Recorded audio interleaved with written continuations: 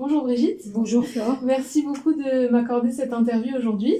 Alors moi je t'ai rencontré à Moissac sur le chemin de Compostelle dans un cadre complètement différent du chamanisme. J'ai d'abord rencontré la femme avant de rencontrer la chamane. Mais par la suite j'ai découvert ton livre que tu as sorti récemment aux éditions Mama, Ciel blanc, ciel noir, une initiation au chamanisme mongol, qui est un très beau livre paru chez Mama Édition avec tout un carnet de photos et voilà, les photos qui nous font aussi beaucoup voyager, en plus bien sûr des superbes textes. En fait, dans ce livre, déjà on le sent, on le prend et on sent qu'il a comme une âme. On sent tout le subtil que tu vas raconter qui presque qui dégage du livre et ça c'est vraiment très fort. Donc toi, dans ce livre, tu avais vraiment envie aussi de, plus que de nous parler du chamanisme et de nous parler de ton expérience, de nous emmener quelque part, de nous emmener en voyage. C'est ça. C'est un livre spirituel, mais c'est aussi un livre de voyage intérieur et aussi de voyage, je dirais, extérieur. Et c'est la restitution de mes 8 années d'initiation en Mongolie, auprès de la chamane Enketuya, du nord de la Mongolie, chamane Tsatan. D'accord. Et j'ai voulu que ça se résume à de courts chapitres, qui soient autant de portes d'entrée pour qu'on puisse, je dirais, pénétrer mon expérience et avoir envie de faire la sienne propre. Exactement. Et est-ce que tu peux nous raconter un peu comment est-ce que tu es arrivé au chamanisme, comment est-ce que ça s'est fait Alors, donc, j'ai eu plusieurs initiations, mais qui n'avaient rien à voir avec le chamanisme, où j'ai donc été dans les groupes Gurdjieff, où j'ai fait du zazen. En fait, beaucoup de pratiques qui allaient dans le sens du rappel à soi. Parce qu'avant tout, quand on touche à l'invisible, il faut être présent. Et ça, c'est une qualité première du chaman que j'ai découvert après. Sinon, le chamanisme, il est vraiment venu à moi dans sa forme telle qu'il est, avec cet appel d'Enketuya, notamment à travers les lectures de Corinne Sombrin et de Laetitia Merli. Et suite à ça, donc, je devais trouver le moyen de me rendre en Mongolie et de rencontrer Enketuya, sans savoir trop ce qui m'attendait au moment où la force de l'appel est venue me chercher. Et donc après, les choses se sont précipitées et je suis vraiment rentrée dans l'initiation. Et pendant 8 années consécutives. C'est ça qui est très beau, tu parles que tu as eu à un moment donné la conviction de toucher à une des clés de ton existence.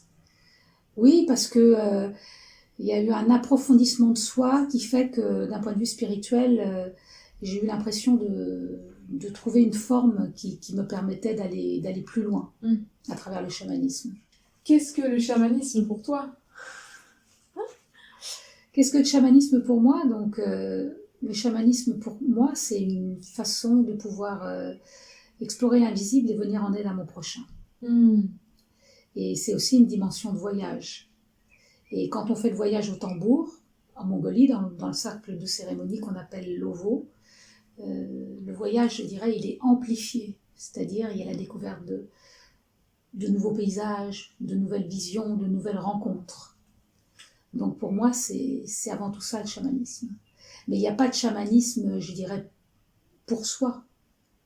Il est avant tout aussi pour l'autre. Pour l'autre. Ouais. Parce que quelque part, c'est aussi on a l'impression que c'est aussi un apprentissage. Pour toi, c'est aussi une expérience incroyable de recevoir ces messages tellement sages de tes ongodes, que ce soit le grand guerrier ou tu parles de l'homme de la bibliothèque. L'ange de la bibliothèque. L'ange de la bibliothèque, je pense que c'est assez... c'est aussi une nouvelle façon de découvrir le monde dans ces voyages-là. Est-ce qu'on peut le voir comme ça ? C'est découvrir le monde dans toute sa diversité, comme quand quelque part on va explorer culturellement un pays qui n'est pas le nôtre. Voilà. Et cette part d'inconnu, elle vient à nous et à ce moment-là on la découvre et on essaie de la restituer au mieux. Et en l'occurrence, dans ces rencontres, il y a un certain type d'énergie qui nous arrive et c'est à nous de la restituer et de pouvoir la transmettre aussi dans le visible. Est-ce que tu peux nous parler justement, pour rentrer tout de suite dans le livre, de qu'est-ce que c'est pour toi le ciel blanc et qu'est-ce que c'est le ciel noir ? Donc en Mongolie, il y a 99 cieux qui sont répartis en ciel blanc et ciel noir, On peut dire que le ciel blanc, c'est le ciel des esprits plutôt alliés, qui sont là pour venir à nous, pour nous aider de façon naturelle. Et que dans le ciel noir, il y a des esprits beaucoup plus retors, qui sont beaucoup plus autonomes, beaucoup plus difficiles à convaincre pour obtenir leur aide. Mais néanmoins, il n'y a pas de manichéisme, il n'y a pas de séparation entre blanc et noir en Mongolie. Et ciel blanc, ciel noir, c'est pour former un seul même ciel. Et ça, c'est quelque chose d'important à expliquer aux Occidentaux, parce que nous, on a tendance vraiment à parcelliser les choses, à les séparer et à considérer que le noir est d'un côté, que le blanc est d'un côté. Alors qu'en Mongolie, les deux sont réunis, même s'ils ont chacune une spécificité. Alors justement, tu parlais de techniques que tu es d'abord passé par un propre alignement de toi-même qui t'a amené après au chamanisme. J'aime bien dire présence à soi. Présence à soi. Ouais. D'accord. Et donc en fait, dans ta vision du chamanisme, pour voyager, on doit être vraiment dans la présence et retrouver cet état de paix aussi en nous. Et donc j'ai beaucoup aimé ces passages où tu dis le grand vide est à retrouver, savoir entendre, c'est avant tout exercer son écoute au langage du surnaturel en traversant l'enveloppe rigide de son mental pour appréhender l'inconnu. Et après tu dis il faut savoir oublier jusqu'à sa propre langue pour en parler une autre et désarticuler la logique des mots pour en rendre une autre audible. Alors en fait, il s'agit d'oublier pour mieux réapprendre, c'est ça ? C'est ça, c'est-à-dire dans la mesure où ce sont les esprits, des entités qui viennent à nous, il faut savoir les entendre sans a priori, avec tels qu'ils sont, avec leur spécificité, leur langage, et lâcher surtout le mental pour vraiment les accueillir tels qu'ils sont. Lâcher les jugements qu'on peut avoir, les peurs aussi, parce que j'imagine que des fois on peut être surpris quand on fait des rencontres dans l'invisible. Accueillir en confiance, c'est ça le plus important pour justement pouvoir les accueillir, les recevoir tels qu'ils sont, et à partir de là rentrer en dialogue avec eux. Rentrer en dialogue avec eux, et c'est vraiment intéressant parce que tu parles aussi beaucoup de négociation, que tu vas négocier avec eux. Alors ça, c'est un concept, on se dit, qui peut paraître assez spécial, de négocier avec avec l'invisible, mais au final, c'est comme un deuxième monde qui est parallèle au nôtre, ou comme dans la vraie vie, tu parles aussi du fait que dans l'énergie, dans les voyages, tu vas rencontrer des énergies qui font écho à ta vibration, et c'est la même chose que ce qu'on vit dans la vie, en fait, dans l'incarnation. Moi, j'aime bien, même si le mot peut sembler un peu hermétique, le terme de surnature, en effet, c'est-à-dire sur un autre plan de réalité qui néanmoins a son action sur le visible. Ce qui fait que dans la rencontre, on va rencontrer des esprits animaux, des présences angéliques, des figures beaucoup plus mythologiques, des ancêtres, des défunts. Alors justement, tu parles aussi, il y a un chapitre sur la mort, et en fait tu dis renoncer à l'attachement affectif envers un défunt n'est pas de l'ordre de l'oubli ou de l'abandon, mais au contraire de l'amour pour l'autre, dans la reconnaissance de son nouvel état. La mort a son royaume et recèle ses mystères dans ses phases de transformation, plus ou moins longues, dont il faut accepter le secret. Est-ce qu'on pourrait dire que tout part de la foi que tout est juste, et pour chacun, même si on ne comprend pas tout, et ce serait ça ce secret dont tu parles, dont tu dis qu'il faut accepter ? Je dirais surtout qu'il faut accepter cette autre dimension qui fait que c'est toujours pareil, les limites de notre compréhension, toujours les limites de notre mental, nous faut entrevoir qu'un aspect des choses. Et se laisser faire, c'est aussi se laisser prendre de façon beaucoup plus large par cet inconnu, qui fait que, en effet, c'est moins comprendre que faire l'expérience qui compte. Et à partir de là, ne pas forcément chercher à interpréter, mais la vivre, la sentir, la ressentir. La ressentir avec son cœur et avec son corps aussi. Et avec son corps aussi. Oui. Ouais. Le corps qui est une sacrée antenne, d'ailleurs, dans tes voyages chamaniques aussi, j'ai l'impression que tu racontes des fois, il y a cet état dont tu parles, qui est l'état de transe, dans lequel quelque part tu sors aussi de ton corps, et ton corps est habité par ces ongodes. Alors je sors pas de mon corps parce que moi j'aime bien le terme, je sors d'une certaine sensation, d'un certain état, mais le mot trans dans le chamanisme n'existe pas. On parle de mongol en tous les cas, on parle de descente. Donc je parle d'incorporation, c'est-à-dire que les esprits viennent nous habiter, et ce qui est important, c'est d'être le plus conscient possible pour pouvoir restituer toutes les informations, toute la richesse du voyage qui s'est produit pendant la cérémonie chamanique. Ouais, ça a l'air d'être vraiment très important de surtout vraiment rester là en soi pour comprendre et saisir vraiment ce qui va se jouer là dans l'invisible. Rester soi. Parce que si on est dans l'oubli de soi, dans le sens d'une perte de connaissance, le but d'une cérémonie chamanique, c'est d'être utile et de rapporter un maximum d'informations et de présence à celui qui est venu vers moi pour avoir réponse à sa question ou à son désarroi. D'accord. Donc il y a des gens qui viennent te voir par rapport à des questions ou des problématiques qu'ils rencontrent dans leur vie, ou comment ça se passe? C'est ça, toutes sortes de problématiques. C'est-à-dire là où ils en sont, là où une question les occupe, c'est là où ils vont justement venir voir, pas seulement moi, mais venir voir le chaman. Et en Mongolie, c'est quelque chose d'évident.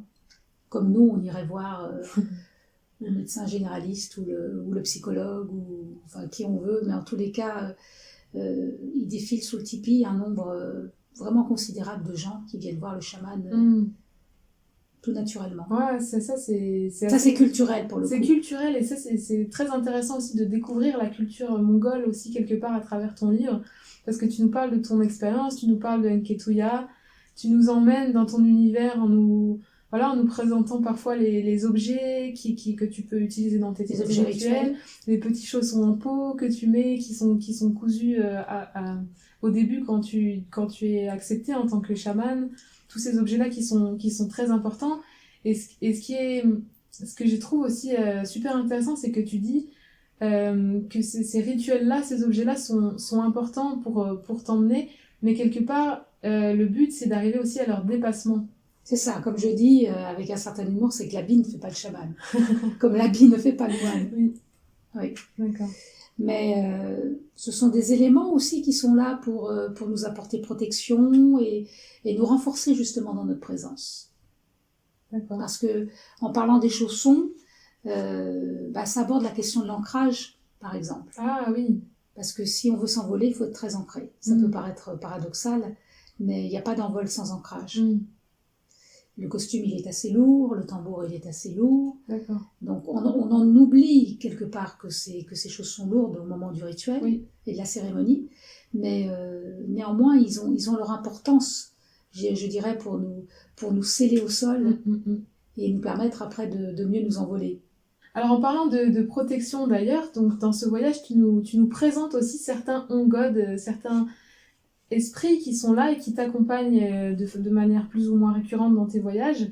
Et tu nous fais rencontrer ton garde du corps dans l'invisible, un on-god que tu appelles le grand guerrier. Oui. Et tu nous livres, alors c'est toujours des messages vraiment d'une très grande sagesse que ces on-gods livrent à travers toi. Et donc là, il dit: le but dans l'art de la guerre reste l'anéantissement de la volonté de se battre chez l'adversaire. Oui. Ce qui veut dire qu'en fait, le but, c'est... Comme si le chaman désamorçait justement la violence. D'accord. Voilà. C'est pas un combat frontal. Il a ce pouvoir de transformation de l'énergie, justement. Et ce qui nous ramène toujours à cette idée d'unité, en fait, au final, que nous, on a toujours tendance à séparer le bien, le mal, le ciel... Voilà, quelque part le ciel blanc, le ciel noir, mais en fait, on est tout là... Tout communique, d'un point de vue subtil. Tout communique et tout est fait pour finalement rassembler tout le monde. Unir. Oui. C'est là où la réparation, elle intervient, c'est-à-dire que toute idée de séparation, elle est abolie dans cette possibilité qu'on a de remailler les choses pour justement les réparer, créer cette unité qui fait qu'à nouveau l'énergie va circuler de façon harmonieuse. Et tu dis d'ailleurs, chaque lumière qui brille est une part d'ombre qui cède. Oui. C'est une belle phrase qui résume bien cette idée-là aussi. Oui, parce que l'ombre, elle se transforme en lumière.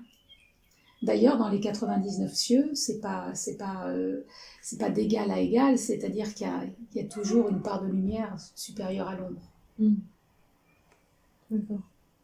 Et donc, du coup, ces 99 cieux, est-ce que tu peux nous en parler? Qu'est-ce que ça veut dire Ce sont des plans, je dirais, de l'invisible plus ou moins denses, plus ou moins élevés, plus ou moins dans la lumière, plus ou moins dans l'ombre. C'est comme s'il y avait des strates ou... C'est ça, on peut le voir comme ça. Comme s'il y avait des strates et des entités qui habitent ces cieux. Justement. D'accord. Et chaque cieux a sa famille de... À sa famille d'âmes. D'accord. Ouais. Ok. Et on a aussi, selon son identité propre, la possibilité d'accéder d'autant plus facilement à un ciel plutôt qu'à un autre. D'accord. Ouais, c'est ce que tu dis vraiment. C'est comme si dans tes voyages, les ongodes qui correspondent à ta vibration à toi, à ce moment-là, vont venir à toi. Comme dans la vie finalement. C'est ça. Pour moi, il n'y a pas vraiment de différence entre le visible et l'invisible. Alors, il y a des rencontres dans le visible, je dirais par affinité d'âme, et c'est pareil dans l'invisible. Il y a des rencontres aussi par affinité d'âme. Il n'y a pas de hasard dans les rencontres. À la différence que ce sont les ongodes qui choisissent de venir à nous. C'est-à-dire, c'est eux qui vont nous rechercher par rapport à un certain type d'énergie qu'on va vibrer. D'accord. Parce que tout se passe au niveau des vibrations, des émanations. Alors tu dis aussi que poser une intention lumineuse est un point d'ancrage, une ligne de mire que le chaman entrevoit pour nettoyer des aspérités psychiques qui pourraient retenir, engluer et empêcher. Donc en fait on a l'impression que tout part aussi de l'intention qu'on peut avoir au début du voyage. Est-ce que tu crois que le chamanisme est un état d'esprit qu'on peut toutes et toutes intégrer dans notre quotidien? La dimension de l'invisible, on y a tous accès, même si on n'est pas forcément conscient.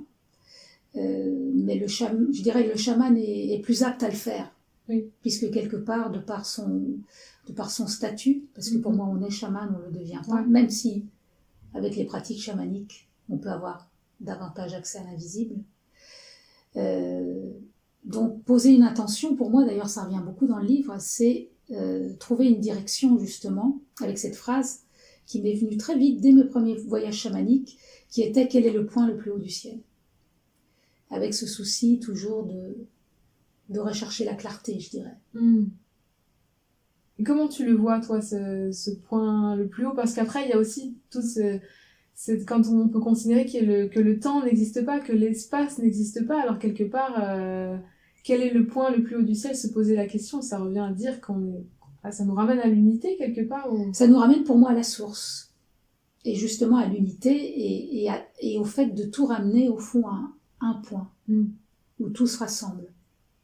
Comme si quelque part ce phénomène dont on parle de Big Bang, au départ il y a une espèce de réunion, après il y a une expansion, et après d'un point de vue spirituel, cette volonté à nouveau de réunion. Cette fois avec le consentement de toute la manifestation, de tout ce qui a été produit, de tout ce qui a été créé. Pour donner une image. Donc finalement, le but du voyage, est-ce que ce n'est pas faire le lien entre le visible et l'invisible? Moi, j'aime beaucoup, beaucoup cette phrase que tu nous dis. Le monde physique semble très malléable, le temps d'une synchronicité. Oui, parce que donc cette possibilité qu'on a de l'explorer, de le toucher, de poser une intention, de quelque part demander, recevoir. Si on investit cet instant, ça offre, je dirais, les possibilités du miracle en quelque sorte. Est-ce qu'on pourrait dire même que tout ce qui se passe dans l'incarnation, dans le monde visible, ne serait pas déterminé par auparavant une vibration qui a été émise ou quelque chose qui s'est joué sans qu'on s'en rende compte dans l'invisible? Moi, j'ai pour habitude, disons que j'ai senti que c'était le futur qui appelait. Donc, quelque part, la notion d'appel, elle est très très importante pour moi dans nos vies. C'est comme si, quelque part, on avait un sillon de vie et que si on entendait l'appel et qu'on répondait à l'appel, on trouvait les marques de sa propre existence. Ce qui veut dire que plus on est présent, plus on va entendre les appels. C'est ça. Et après, il y a aussi l'idée de s'autoriser à aller vers ces appels-là. Parce que le consentement, c'est quelque chose de primordial. On ne force rien, on n'oblige en rien. C'est important qu'il y ait toujours un consentement dans la rencontre, dans l'action, et un libre arbitre dans son propre existence. C'est-à-dire qu'il y a des gens qui même s'il y a un point où on est censé arriver, qui vont prendre certains la ligne droite et d'autres des sentiers beaucoup plus tortueux. C'est le chemin aussi C'est le chemin. qui compte. On peut faire le même chemin différemment, avec un certain nombre d'expériences qui y conduit, mais de façon différente, et aussi selon son choix. En fait, c'est là où la notion d'expérience, elle est importante.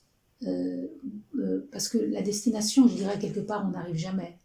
Mais on a, par rapport à notre sillon de vie, réussi à incarner un certain nombre d'expériences qui vont nous permettre, dans notre évolution d'âme, de pouvoir passer à autre chose et d'expérimenter à nouveau autre chose.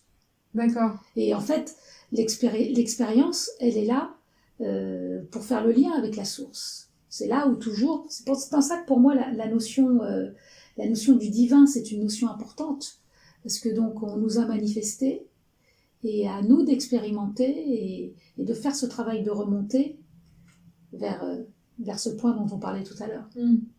Et donc pour toi, dans la vision du chamanisme, le divin, c'est tous ces ciels, ces 99 cieux. C'est-à-dire que on peut imaginer une sorte de pyramide ascensionnelle dans un sens et aussi dans un autre, hein. On va dire de pyramide inversée, on pourrait dire. Et puis cette possibilité, en effet, de cheminer dans cette amplitude, nous étant en quelque sorte dans le monde du milieu. Ouais. Mais ça, c'est vraiment dans une forme de simplification pour figurer un espace. C'est ce que j'ai dit, voilà. C'est une image. C'est une image. Mais il faut aller au-delà de l'image. Après, il faut faire l'exploration. Il faut faire l'expérience. C'est ça. Et si on pouvait... Qu'est-ce que ce serait pour toi si on pouvait dire quel est le but de la vie sur Terre, justement? Moi, je dirais c'est l'expérience. C'est l'expérience de l'âme qui fait qu'au bout d'un moment, elle va aussi accepter de s'abandonner à la transcendance et être de plus en plus, je dirais, poreuse, et non pas peureuse, poreuse à cette intention de lumière et remplie par elle. Pour moi, il y a une aspiration spirituelle très, très forte dans cette communication avec la source. Cette notion, elle est beaucoup plus importante pour moi que la notion de pouvoir, par exemple. Parce qu'on a tendance souvent à assimiler le chamanisme au pouvoir, au résultat, alors qu'il n'y a pas d'obligation de résultat. Ouais, c'est ce que tu dis avec Nketuya est très clair dès le départ, c'est que les gens ne peuvent pas, tu ne peux pas promettre un résultat. C'est ça aussi, c'est le chemin, et c'est pour ça que les gens parfois sont prêts, parfois sont moins prêts, et c'est ce qui fait la magie finalement, parce que si on pouvait tout contrôler, c'est ça. Tout serait déjà fini, et ce serait... Ce qui est le plus important, c'est cette mise en relation, pour moi. La mise en relation entre les gens et entre entre les gens du visible qui viennent à moi, et puis ces rencontres avec l'invisible, et puis le fait de les lier, de lier les gens du visible à l'invisible, et de servir d'intermédiaire par rapport à cette énergie qui transmue les choses. Ah, ça c'est beau aussi. Le miracle s'opère quand on retrouve la liberté d'être soi. Est-ce que ça ne serait pas ça la clé aussi de la vie, c'est de retrouver la liberté d'être soi? Oui, parce que la liberté d'être soi, c'est être le plus large possible, justement, j'en reviens, pour accueillir cette dimension qui nous dépasse, ce monde plus grand. Et ça, c'est la vraie liberté, c'est-à-dire qu'on n'est plus limité, et on sait que dans l'instant, tout peut se recréer. Et ça, c'est la vraie liberté. Cette possibilité de recréation et de co-création, donc. Et dans ce voyage dans lequel tu nous emmènes, est-ce qu'aujourd'hui tu as envie de nous parler d'un de tes ongots, peut-être, ou d'un être qui t'accompagne ou qui... Moi, j'aime bien, enfin, on a ses préférences et en même temps, on les aime tous, hein, c'est un peu comme des enfants. Mais moi, j'aime bien le cobra blanc, par exemple. Pourtant, c'est un esprit du ciel noir, mais il a cette force de purification et de nettoyage qui a été pour moi, la première fois qu'il est apparu, quelque chose d'assez impressionnant. Et face à la difficulté, c'est vrai que c'est un des premiers ongots qui peut me venir à l'esprit. Et le cobra, c'est aussi, est-ce que c'est lié aussi dans notre imaginaire d'occidental, le serpent, à la guérison, tout ça? Bien sûr, oui, c'est un animal de guérison. D'accord. Il a cette possibilité de nettoyer, d'enlever une certaine souffrance tant morale que physique, de panser les plaies. Et pourquoi est-ce que tu dis qu'au départ c'est un animal du ciel noir? Parce qu'il s'est présenté comme ça et qu'il a aussi cette possibilité avec son venin, de mordre. D'accord. Ouais. D'accord. Mais il a choisi aussi de se convertir. Il peut y avoir une ambivalence chez lui. Mais quand il sert vraiment pour le bien, pour le coup. Merci beaucoup Brigitte de m'avoir accordé cette interview. Plus qu'un livre et plus qu'une découverte intellectuelle, c'est vraiment avant tout un voyage qu'on fait avec le cœur et ça c'est vraiment beau. Et j'ai été vraiment particulièrement touchée aussi par les photos de toi avec Nketouya qui sont vraiment... qui respirent en fait la paix, la joie et la fraîcheur et... Finalement, c'est quelque chose auquel on aspire tous, quoi, de se trouver comme ça, des belles rencontres d'âme aussi. Un bonheur simple. Un bonheur simple, la simplicité de la vie. C'est ça. Merci Flora. Merci Brigitte.